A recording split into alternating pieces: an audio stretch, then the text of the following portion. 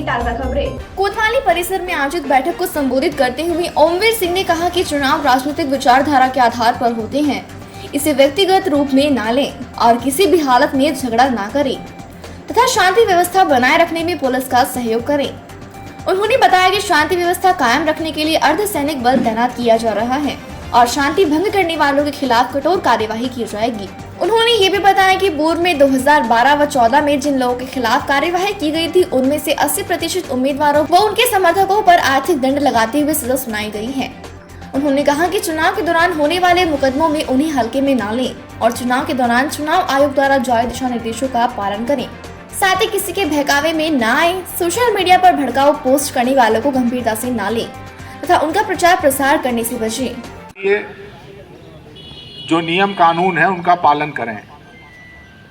वर्तमान में जो, क्योंकि हर हफ्ते चुनाव आयोग इसकी समीक्षा करता है, वर्तमान में जो चुनाव के लिए प्रचार के लिए जो नियम बने हुए हैं उसमें 1000 तक की भीड़ हो सकती है और बंद स्थान पे मैक्सिमम 500 अथवा जिस स्थान पे हो रही है उसकी 50% कैपेसिटी। इसका मतलब ये हुआ कि अगर बंद कमरे में 2000 आ सकते हैं तो उसका मतलब 1000 से नहीं है, 500 मैक्सिमम हो सकते हैं बंद स्थान पे। खुले स्थान पे 1000 और इसकी भी अनुमति लेनी होगी। अनुमति का सिद्धांत इसलिए रखा गया है कि कई बार, क्योंकि इतने बड़े स्थान, ऐसा नहीं है कि हर पुलिस और प्रशासनिक व्यवस्था को ये जानकारी रहती है कि अमुक स्थान पे 2 लोगों का क्लैश ना हो।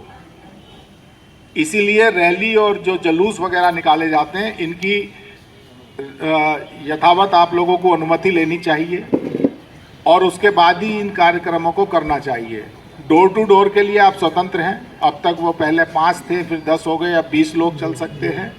तो इन सब चीज़ों का अगर अनुपालन करेंगे तो भी वही होगा, क्योंकि ये आइडियोलॉजी वार है, ये विचारों का युद्ध है। कोई लाठी डंडे और तीर तलवारों का युद्ध नहीं है कि लेके खड़े हो गए एक दूसरे के समर्थक और भाजने लगे। आपके विचार है, किसी को पसंद है वो मतदाता अपने आप आपको वोट देगा। कोई ऐसा तो है नहीं कि आपके प्रलोभन से, पैसा देने से, शराब देने से या अन्य किसी प्रकार के डराने धमकाने से अगर उसे प्रभावित करने का प्रयास करेंगे तो चुनाव आयोग की जो फंक्शनरीज हैं वो बीच में आएंगी। इस समय पूरा का पूरा तंत्र डेपुटेशन पे है चुनाव आयोग के। जो समर्थक हैं, जो इस काम को करते हैं, बैनर पोस्टर, उन्हें ये समझाए कि बिना किसी अनुमति के मत लगाइएगा किसी के घर पे, क्योंकि वो सारा खर्चा कैंडिडेट के उसमें जाएगा। हर चीज़ की भी, जैसा अभी एक सज्जन बता रहे थे, हर एक के पास ये मोबाइल है, हर चीज़ की रिकॉर्डिंग हो रही है। अगर कहीं कहीं पत्ता भी हिलता है तो थोड़ी देर में ट्वीट के माध्यम से या किसी ना किसी के माध्यम से वो हम लोगों के ट्विटर अकाउंट पे या व्हाट्सएप पे तुरंत आ जाता है। और ये इस तरह की एक एविडेंस है जिसे आप झुटला भी नहीं सकते। आजकल क्योंकि बहुत ज़्यादा ये भी चल रहा है कि जो वीडियोज़ हैं वो पुरानी वीडियोज़ को भी डॉक्टर्ड करके या किसी ना किसी तरह से वो कृपया करके इससे बचिए, क्योंकि अगर ये 1 मिनट में मालूम पड़ जाता है कि मेरे इस पे जो भी मैसेज है उसका सोर्स क्या है। इस तरह का नहीं होगा जो कि विभिन्न समुदायों और जातियों के अंदर घृणा फैलाए। दूसरा, किसी भी व्यक्ति विशेष के जीवन के बारे में कोई टिप्पणी नहीं की जाएगी। अपनी नीतियों को बताएं। जातीय एवं सांप्रदायिक दुहाई नहीं दी जाएगी, ना ही उसके आधार पर वोट की मांग की जाएगी। धार्मिक स्थलों को मंच के रूप में इस्तेमाल नहीं किया जाएगा और किसी भी मतदाता को प्रलोभन आदि नहीं दिया जाएगा, शराब, पैसे इसका किसी का।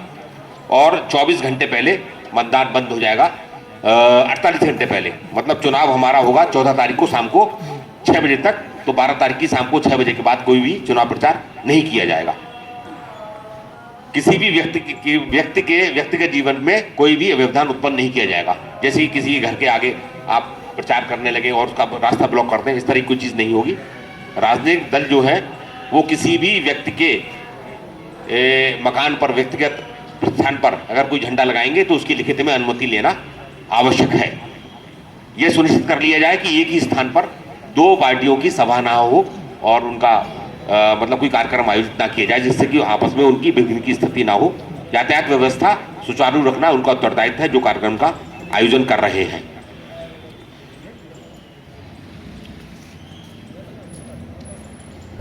कराया जाए, जो एजेंट्स रहेंगे वो अपने बैच धारण करेंगे, बिना बैच के कोई भी एजेंट नहीं रहेगा और उनका आवागमन भी बार बार नहीं होगा। जब एक बार सुबह चले जाएंगे तो मतदान समाप्त होने के बाद ही वो बाहर निकलेंगे।